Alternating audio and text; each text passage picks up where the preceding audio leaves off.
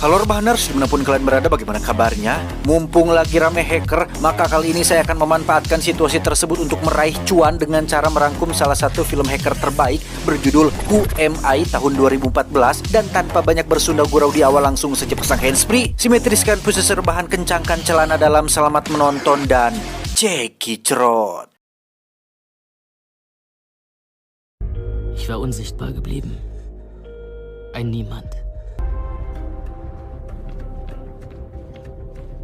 Berlatar di Jerman, kisah akan berfokus pada seorang pemuda yang sejak kecil sering tidak dianggap oleh semua orang dan lingkungannya. Dia bernama Benjamin, tinggal berdua bersama sang nenek setelah ayahnya meninggalkan dia waktu kecil dan ibunya yang bunuh diri tepat saat Benjamin berusia 8 tahun. Meine Mutter hat sich, als ich 8 war, das Leben genommen. Tersisihkan dari lingkungan sosial membuat Benjamin menghabiskan banyak waktunya di depan layar komputer, dan tepat pada usia 14 tahun, dirinya mulai mempelajari bahasa pemrograman hingga mampu meretas sistem untuk pertama kalinya yang membuat Benjamin merasa telah menguasai sesuatu. Ich lernte Programmiersprachen, knackte meine ersten Systeme. Dengan nama akun atau panggilan Who Am I, Benjamin mungkin bukan siapa-siapa di dunia nyata, tetapi di dunia maya, lebih tepatnya di dark web dan kalangan para hacker, Benjamin merasa menjadi seseorang yang penting dan dianggap, yang di situ dia memiliki seorang idola yang dianggapnya sebagai pahlawan sejati karena bisa meretas sistem apapun di dunia ini. Dia bernama MRX. Er nannte sich MRX. Er war aus dem Nichts gekommen. Ich verbrachte Tage und Nächte am Rechner. Tak hanya membuat pemerintah negeri WKWK lain kalang kabut, MRX juga dengan baik hati membuatkan sebuah program untuk semua hacker bisa mendapatkan Ritalin secara gratis. Ritalin itu adalah sejenis obat stimulan sistem syaraf yang intinya supaya para hacker bisa mengkonsumsi agar bisa tetap terjaga lama di depan layar komputer, ya semacam doping lah gitu ya mungkin ya. Dan MRX memiliki 3 aturan penting dalam dunianya. Pertama, tidak ada sistem yang aman. Kedua, incarlah sesuatu yang mustahil. Dan ketiga, bersenang-senanglah di dunia maya dan di dunia nyata. No system is safe. Second, aim for the impossible. Er war der Superheld unter den Hackern. Ich wollte so sein wie er. Sedikit mundur dari pembahasan utama, saya tidak bermaksud untuk merendahkan beberapa smart people yang mungkin sudah tahu tentang hacker dan tidak asing ketika mendengar kata hacker. Tapi untuk orang awam yang mohon maaf tidak terbiasa dengan komputer dan dunia digital, mungkin masih bingung dengan apa itu hacker, siapa dia, apa tujuannya, dan kemana arah hidupnya. Atau mungkin ada yang menganggap hacker itu sejenis makanan, umbi-umbian, atau hewan melata. Kan bisa saja karena tidak tahu. In Wirklichkeit hatte ich bereits eine Superkraft. Ich war unsichtbar. In der echten Welt war ich eine Null unter Einsen. Ein Außenseiter. Ein Verlierer. Dilansir dari yulitimes.com, hacker adalah seseorang yang mampu menerobos sistem keamanan komputer atau jaringan komputer berbekalkan skill pemrograman yang mumpuni. Tujuannya pun bermacam-macam, mulai dari mengetes sistem keamanan hingga melakukan tindak kriminal dan pastinya merugikan pihak-pihak tertentu yang menjadi targetnya.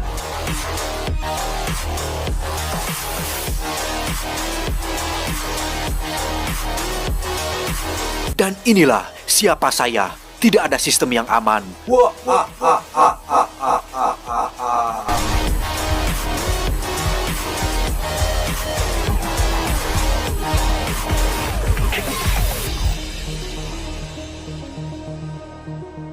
Kembali ke dunia nyata, Benjamin faktanya hanya seorang pengantar pizza yang masih bukan siapa-siapa dan tidak dianggap oleh siapapun. Sampai suatu ketika dia melihat seorang gadis bernama Mary, ini parasnya, yang rupanya teman sekolahnya waktu SMP dan sempat naksir, tapi belum pernah atau tidak sempat diungkapkan. Saat itulah Benjamin tak sengaja mendengar Mary yang sedang punya masalah dengan ujian mata kuliahnya, di mana saat pulang Benjamin berimajinasi apabila dia bisa memanipulasi ujiannya dan membantunya lulus, Mary akan jatuh cinta kepada Benjamin, menikah, punya anak, dan hidup bahagia selamanya. Untuk itu Benjamin pun nekat menerobos kampus tempat Mary kuliah, masuk ke dalam ruangan server utama universitas untuk mendapatkan soal ujiannya. Dan apa hasilnya? Was machen Sie da? Ich war ein Idiot. Ya, Benjamin tertangkap satpam dan harus menjalani hukuman 50 jam pelayanan masyarakat, yakni menyapu kota yang selama ini tidak pernah menganggapnya ada. Disitulah Benjamin bertemu dengan sesama pemuda bermasalah bernama Max. Ini babangusnya yang ternyata sama-sama dihukum 50 jam atas kasus pembobolan dan peretasan sebuah sistem. Du kannst Maschinensprache lesen. Einfach so. Wieder gefragt, ob es den einen Moment gab, an dem alle Fäden zusammengelaufen sind. Dengan kartu undangan yang diberikan Max tadi siang, Benjamin yang lugu dan polos pun datang ke sebuah pesta yang di situ ternyata ada Mary bersama kawan-kawannya. Benjamin diajak naik ke ruangan atas yang di situ ada dua orang sahabat Max. Yang pertama ada Stefan, seorang ahli software yang suka sekali adrenalin dan tantangan. Kedua ada Paul, seorang penggila hardware yang memiliki nasib sama seperti Benjamin, yakni kehilangan kedua orang tuanya sejak kecil. Max hat erzählt, du kannst Maschinensprache lesen. Maschinensprache, das kann jeder behaupten. Max pun meminta Benjamin untuk menunjukkan kebisaannya di mana dia mampu mematikan listrik di komplek ini hanya dengan menggunakan laptop Apple saja dan menyalakannya kembali dengan sangat-sangat mudah. Saat polisi muncul, Benjamin dan kawan-kawan pun segera kabur dari rumah ini yang di situ mereka membuat pengalihan perhatian dengan menjadikan teman Mary sebagai kambing hitamnya dan mengajak Mary untuk lari bersama mereka semua hingga akhirnya Benjamin bisa mengobrol berdua dengan gadis yang sempat ditaksirnya dahulu. War interessant. Der Abend. Timbul masalah ketika penyakit Alzheimer neneknya semakin hari semakin bertambah parah, di mana dokter menyarankan Benjamin supaya mempercayakan neneknya supaya dirawat di klinik, sehingga Benjamin harus menerima fakta bahwa dirinya benar-benar harus hidup sendirian tanpa satupun anggota keluarga. Radierte jeden Tag ein unsichtbares Radiergummi an ihren Konturen. Und bei uns ist sie wirklich in guten Händen. Di tengah kegalauan itulah tiba-tiba muncul Max yang mengajaknya pergi ke suatu tempat di mana Benjamin akan mendapatkan sebuah pelajaran dan pengetahuan baru ketika Max tidak hanya bisa meretas dunia maya tetapi juga bisa meretas seorang manusia di dunia nyata. Bukan meretas sih sebenarnya, lebih ke arah nipu, menipu, mewaduli atuh. Di mana Max mencari sebuah kotak donat bekas berikut dengan struk pembayaran di dalam kotak sampah dan pura-pura komplain kepada kasir bahwa donatnya kurang 2 yang alhasil Max bisa mendapatkan 2 donat secara gratis dengan cukup mudah. Nipu lah intinya mah. Du musst nur dreist genug sein. Dann liegt dir die Welt zu Füßen. Benjamin pun diajak ke sebuah parkiran yang di situ sudah ada Stephen dan Paul yang menunggu. Mereka ternyata berencana untuk meminjam mobil milik orang lain dan pergi ke sebuah gedung tempat diadakannya acara pertemuan sebuah partai politik yang hanya dengan bermodalkan kartu identitas yang diprint dengan kertas HVS biasa dan foto yang diedit menggunakan Adobe Photoshop. Stephen bisa dengan begitu mudahnya diizinkan masuk ke dalam mengajak Benjamin bersamanya. Was hat das denn hier bitte noch mit Hacken zu tun? All die sind mitten unter uns, okay? Wir haben sie als Kind doch was in die Creme Brûlée gepackt. Meski awalnya menolak dan tak tahu apa yang harus dilakukan, Benjamin akhirnya paham dengan tugasnya, yaitu untuk meretas laptop yang ada di atas mimbar, sementara Stephen sedang memasang kamera untuk mengabadikan momen tersebut, di mana tujuan utama dari aksi ini ternyata adalah untuk membuktikan bahwa Max dan kawan-kawan mampu dan sanggup untuk melakukan sesuatu yang mustahil, seperti aturan yang sering disebutkan oleh hacker idola mereka berdua, yakni MRX. So, ihr Arschlöcher. Zeit für ein bisschen Blasphemie.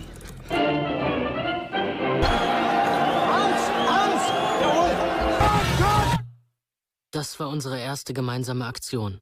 Berlokasi di rumah nenek Benjamin, mereka membangun sebuah markas kecil untuk memulai misi besar ini atas dasar ingin membuktikan kepada dunia bahwa meskipun mereka berempat bukan siapa-siapa di dunia nyata, tapi sangat luar biasa di dunia maya, dan mereka tentu butuh nama untuk kelompok ini sekaligus ciri khas dalam penampilannya, yang akhirnya Max, Benjamin, Stephen, dan Paul membentuk sebuah grup hacker bernama Clay. Clowns laughing at you. Weil es geht ja um Spaß. Auf Clay! Dalam waktu singkat, kelompok Clay yang mereka bentuk pun mendapat apresiasi tinggi dari masyarakat berkat aksi-aksi lelucon yang mereka lakukan pada acara berita di televisi, perusahaan farmasi, lampu gedung, BBM naik, koruptor, penegak hukum yang kejam, dan beberapa aksi-aksi yang cukup menarik perhatian banyak orang. Clays nächste Aktion war ein kleiner Gruß an die Finanzwelt. Geführt, wie unsicher das Netz ist. Wer steckt hinter dieser Maske?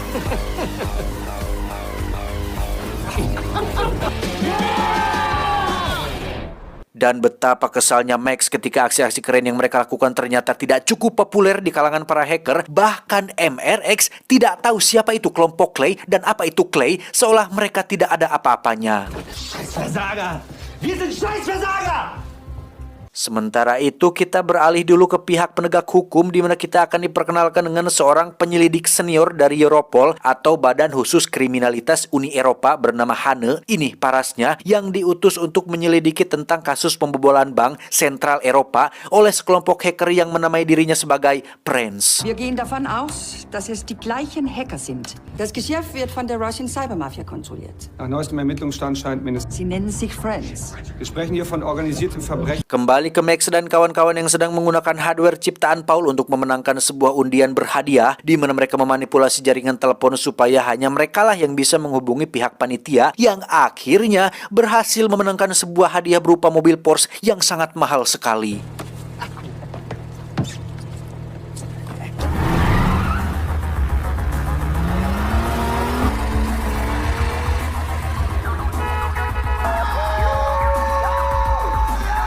Setelah puas teriak di jalanan, mereka berempat pun mengadakan pesta bersama 3 wanita malam yang di situ Benjamin memilih untuk memisahkan diri dan menggunakan mobil Porsche tersebut untuk menemui dan menarik perhatian Mary supaya terlihat keren. Alih-alih ingin terlihat keren seperti Max yang karismatik, percaya diri dan pandai bercakap, Benjamin justru malah terlihat gugup dan norak tatkala sok-sokan mengajak Mary untuk duduk berdua di mobil hingga akhirnya Benjamin kesal sendiri karena tidak mampu untuk mendapatkan perhatian dari gadis yang disukainya. So einfach, Max. Dreistigkeit siegt. Keesokan harinya, Max mendapat sebuah pesan yang dikirim oleh MRX berisi sebuah berkas penyelidikan kepada para hacker-hacker terkenal di mana grup Clay milik mereka juga disebutkan di situ, tetapi bukan sebagai ancaman, melainkan disebutkan bahwa kelompok Clay ini merupakan kelompok hacker yang tidak berbahaya sama sekali dan bukan ancaman yang besar bagi siapapun. Brauchen eine Aktion, die groß ist. Irgendwas, das Clay in den Olymp hebt. Membaca hal itu tentu membuat Max langsung naik darah karena segala usaha mereka selama ini ternyata tidak dianggap apa-apa oleh MRX sang idola, di mana Benjamin memiliki sebuah ide brilian untuk meretas sistem yang lebih besar, bukan perusahaan, pabrik atau bank, melainkan sebuah lembaga kelas 1 milik pemerintah, yakni Badan Intelijen Federal Jerman atau biasa disingkat BND. Der BND. Was? Der BND? Und Dreistigkeit siegt? Tak ingin buang waktu, Benjamin dan kawan-kawan pun menyamar sebagai petugas kebersihan yang diam-diam masuk ke dalam pabrik pengolahan limbah kertas, di mana sebagian besar limbah kertas yang ada di sini berasal dari gedung BND, yang setelah berhasil mendapatkan sebuah kertas bekas milik karyawan BND, mereka langsung pergi untuk melakukan apa yang dinamakan phishing alias memancing. Bermodalkan surat bekas, mereka bisa mengetahui nama akun email si karyawan, lantas dikirimlah foto kucing yang lucu beserta sebuah alamat website yang tinggal diklik, yang ketika umpannya sudah dimakan, Stephen bisa langsung memanipulasi si karyawan supaya mengirimkan 4 kartu ID untuk mereka bisa memiliki akses masuk ke dalam gedung BND tersebut. Es war das größte Einbrecher-Klischee aller Zeiten. Idioten. Bereit? Dan ya, menggunakan topeng badut ciri khas kelompok mereka yaitu Clay, mereka berempat pun melakukan tugasnya masing-masing seperti meretas kamera CCTV, lampu, dan kode akses pintu masuk. Sementara untuk Benjamin, dia bertugas memasuki ruangan server utama untuk meretas seluruh mesin printer di gedung ini supaya mencetak gambar kelompok mereka sebagai bukti bahwa di dunia ini tidak ada sistem yang aman.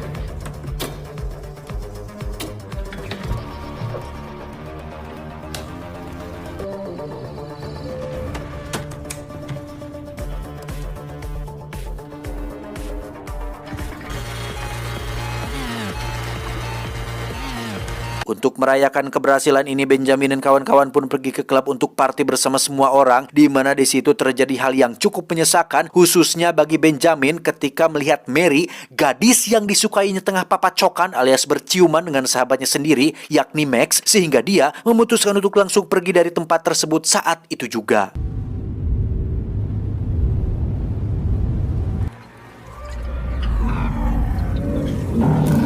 Alhasil, Max dan kawan-kawan pun menyusul Benjamin ke kontrakannya untuk membujuk dia kembali bersama mereka, yang karena saking kesal dan pengaruh minuman beralkohol, Max mengatakan bahwa Benjamin tidak bisa apa-apa tanpa bantuan mereka bertiga. Du bist nichts von uns! Ein Niemand! Max, es reicht. Mendengar perkataan itu tentu semakin membuat Benjamin lebih kecewa dan sakit hati dan nyeri hati. Bagaimana tidak? Sehingga tanpa mereka bertiga ketahui, Benjamin rupanya diam-diam sudah mengambil data rahasia penting milik BND ketika aksi tadi, di mana Benjamin nekat memberikan data tersebut kepada MRX sebagai hadiah supaya bisa mendapatkan perhatian dan penghargaan dari para hacker dan sang idola sendiri.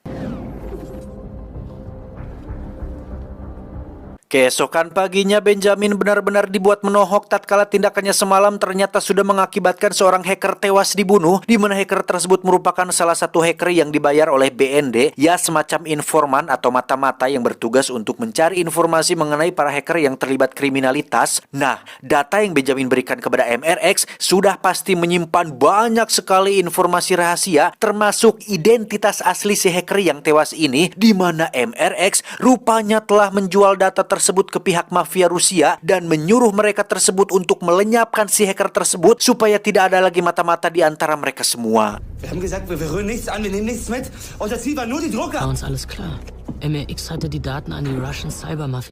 Scheint mit dem Hackerangriff auf den deutschen Geheimdienst letzte Nacht in Verbindung zu stehen. Masalahnya sekarang adalah mereka berempat resmi menjadi buronan semua orang karena dianggap telah menjual data tersebut ke pihak mafia Rusia dan dianggap sebagai penyebab utama kematian si hacker, yang padahal kita semua tahu jika pelaku sebenarnya adalah MRX, sang pengkhianat para hacker. Moritz Lauer, besser bekannt als Krypton. Mann, ich wollt's euch beweisen. Ihr denkt doch, ich bin niemand. Terjadi sedikit perkelahian antara Benjamin dan Max yang membuat wajah Benjamin lebam dan berdarah, yang pada saat bersamaan muncullah Mary yang datang di waktu yang tidak tepat dan katanya ingin menjenguk Benjamin setelah semalam dia mabok parah, tanpa dia ingat jika aksinya berciuman dengan Max semalam sudah sangat menyakiti hati Benjamin dan tinggalkan saja Ben, begitu mah cewek ini mah. Nah. Weißt du was? Ich wünschte, ich hätte dich niemals getroffen. Berlokasi di ruangan komputer perpustakaan umum, mereka berempat pun berencana untuk menghubungi MRX dan pura-pura ingin bergabung dengan kelompoknya dengan tujuan untuk mengungkapkan siapa identitas asli MRX dan apa yang sudah dilakukannya. Namun saat komunikasi sedang berlangsung, pihak Europol berhasil melacak keberadaan mereka dan saat itu juga langsung mengerahkan pasukannya untuk menangkap Benjamin dan ketiga temannya. You did a good job with the BND. Let's see if you can do it. Wir sind schon über die Zeit. Ich hab's gleich. Welcome to the underground. Jetzt. Wir trennen uns, okay? Wir treffen uns unten. Alter, wo warst du denn? Setelah berhasil selamat dari kejaran Europol, mereka berempat pun memutuskan untuk melenyapkan semua jejak dan barang bukti termasuk membakar rumah neneknya yang menjadi markas utama mereka, di mana misi mereka selanjutnya adalah masuk ke dalam ruangan server utama Europol demi bisa masuk ke komputernya MRX dan mengungkapkan bahwa dialah pelaku yang sebenarnya. Und MRX-Maske würde fallen. Man nannte das Programm Schwangeres Pferd.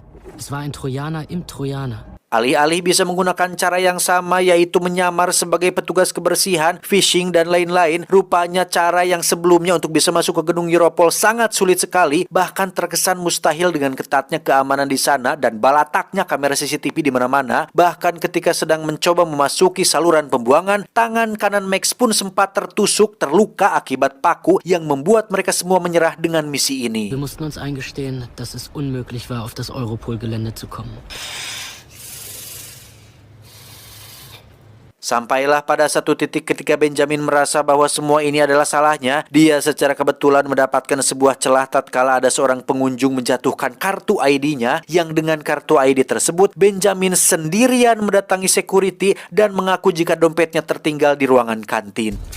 I was here with the school group and I lost my wallet in the cantina. Akibat terdesak dan motivasi kuat ingin lepas dari masalah ini, Benjamin kini memiliki sebuah kepercayaan diri untuk bisa berakting dan berhasil meyakinkan security tersebut sehingga bisa masuk ke dalam ruangan kantin. Di situ Benjamin diam-diam menempelkan sebuah perangkat buatan milik Paul yang berfungsi untuk membuat jaringan tiruan, yang intinya alat ini bisa membuat Benjamin masuk ke dalam server Europol tanpa dia harus berada di dalam sana. Einen sogenannten Evil Twin. I found it. Berlokasi di sebuah kafe dengan laptopnya yang sudah tersambung ke server Europol, Benjamin tinggal selangkah lagi untuk mengungkapkan siapa sebenarnya MRX. Namun ternyata tidak semudah itu karena MRX sudah mengetahui bahwa ini adalah sebuah jebakan dan justru malah Benjaminlah yang harus terungkap wajah aslinya dan dikejar oleh sekelompok mafia Rusia yang bermaksud untuk membunuhnya. Where you are.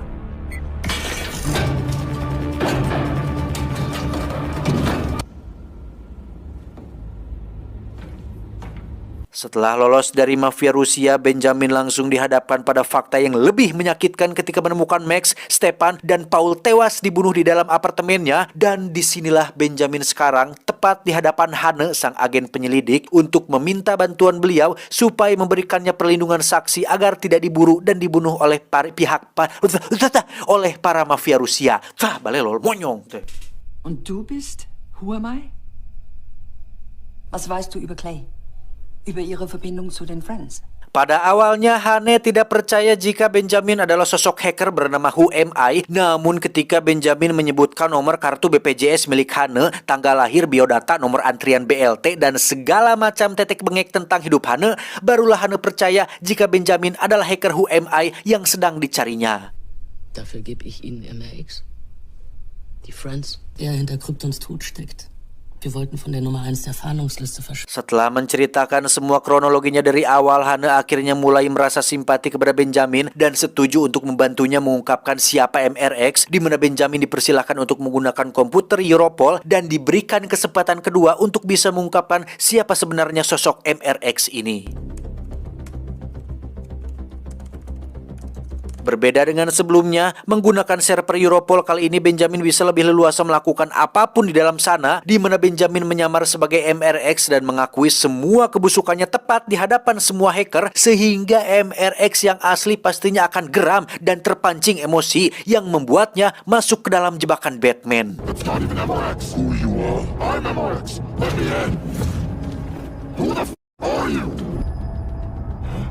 Now I know who you are. Dan ya, akhirnya terungkaplah sudah siapa sebenarnya MRX, di mana Anda semua mungkin akan olohok ketika mengetahui jika hacker nomor 1 MRX ini tidak lebih dari hanya seorang pemuda yang masih berusia 19 tahun. Aduh, budak kene, bernama Sean Dunham yang tinggal di New York dan melakukan semuanya dari hanya sebuah laptop.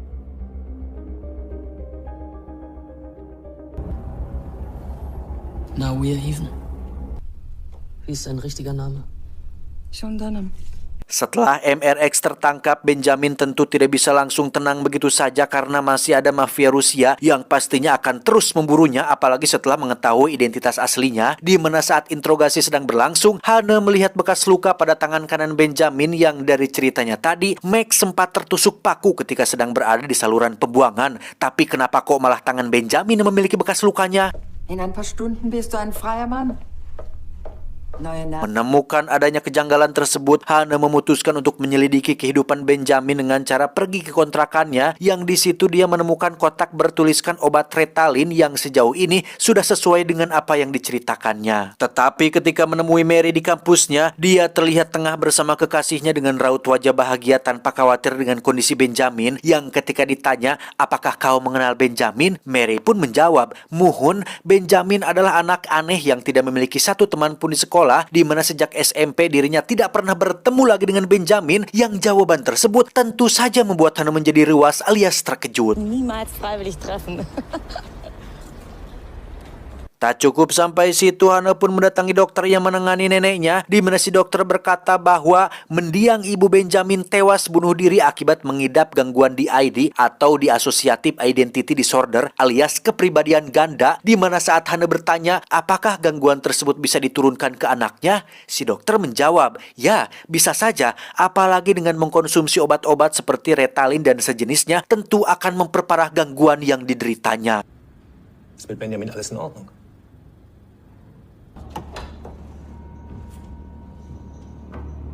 Dari situ Hane akhirnya mulai menemukan fakta sebenarnya di balik sosok Benjamin, di mana saat sudah kembali ke ruang interogasi, Hane pun dengan tegas mengatakan jika Benjamin mengidap kepribadian ganda, di mana Max, Paul, dan Stephen tidak lebih dari hanya sekedar alter ego atau kepribadian ganda yang ada di dalam pikirannya saja. Du hast sie in deiner Fantasie erschaffen.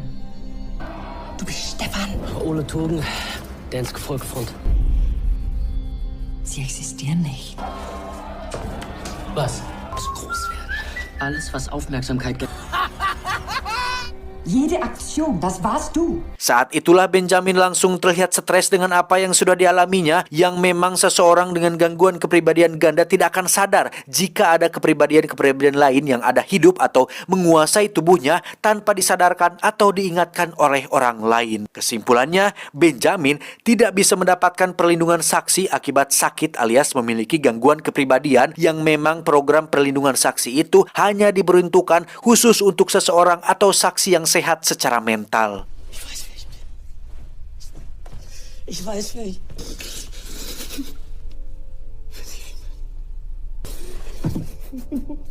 Die Friends werden mich geguckt. Merasa bahwa Benjamin hanyalah pemuda polos yang tidak berdosa, Hane pun diam-diam mengajaknya masuk ruangan komputer utama milik Europol, di mana Benjamin disuruh untuk mengubah identitasnya supaya tidak bisa dilacak oleh siapapun termasuk mafia Rusia, sehingga akan membuat Benjamin menjadi seseorang yang bukan siapa-siapa dan tidak terlihat oleh siapapun. Was wollen Sie denen sagen?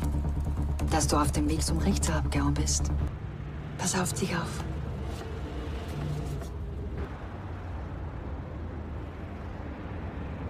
Disinilah Benjamin sekarang di sebuah kapal besar menuju negeri antah berantah, di mana Anda semua yang ada di rumah pasti akan sangat dibuat terkejut ketika melihat Mary, Max, Stephen, dan Paul muncul di sana sebagai seorang manusia yang nyata. Faktanya, sebagian besar apa yang diceritakan Benjamin kepada Hane adalah sebuah karangan atau rekayasa semata untuk dirinya bisa mendapatkan simpati dari Hane, yang alhasil membuat dirinya diizinkan masuk ke ruangan komputer dan mengubah identitas dirinya selamanya. Europol wissen jetzt, wer du bist. Was für einen Namen hast du dir ausgesucht? Keine Namen. Semuanya berawal dari pas Benjamin dikejar oleh mafia Rusia, yang mana ketika sudah sampai di apartemen, Max dan kawan-kawan begitu kagum dengan Benjamin yang berniat untuk membereskan masalah ini sendirian, yang pada akhirnya mereka berempat dibantu Mary memutuskan untuk membuat sebuah rencana paling gila, yakni menipu Hane, sang agen Europol, untuk bisa membuat namanya bersih dan menghilang dari data sensus penduduk. Hinweise, das Ganze funktioniert nur, wenn sie wirklich von selbst drauf. Sind Personen mit psychischen Krankheiten.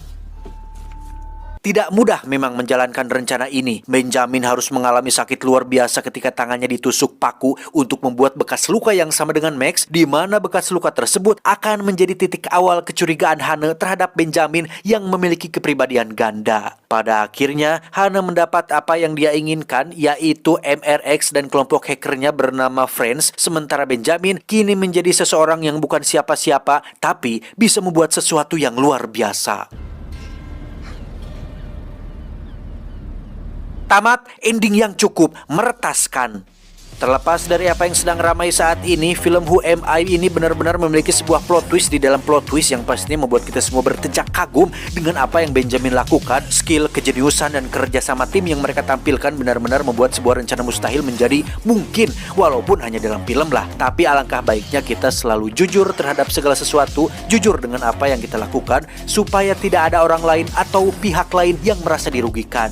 Sehingga pesan yang bisa kita ambil dari film ini adalah, barang siapa yang menipu, maka ia tidak termasuk golongan kami. Orang yang berbuat makar dan pengelabuan tepatnya di neraka. Saya John, mewakili direksi yang bertugas, mengucapkan terima kasih dan sampai jumpa di video selanjutnya. Adios. Korek kuping Ariana Grande. Culau. Kok jadi culau? Cuau. Udah ngerokok dulu, ini nggak jelas. Sehat-sehat buat kalian semua. Semangat terus.